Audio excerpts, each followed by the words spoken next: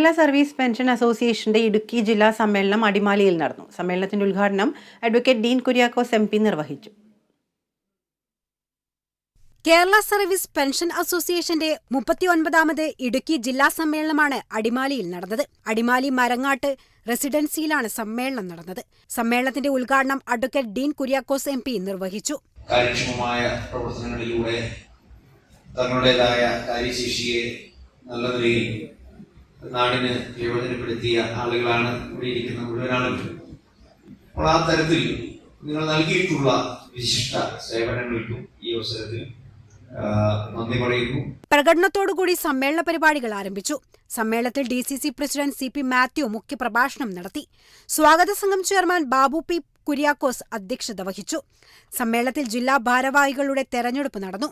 PK Shaji, TM Joy, Jose Vettikkala, Ivan Sebastian, PV Skaria, KR Unnikrishnan Nair, D Kumar, Happy K Varghese, Alphonso Joseph, TM Baby, മുൻ MLA AK Mani, CS Nasser തുടങ്ങിയവർ സംസാരിച്ചു.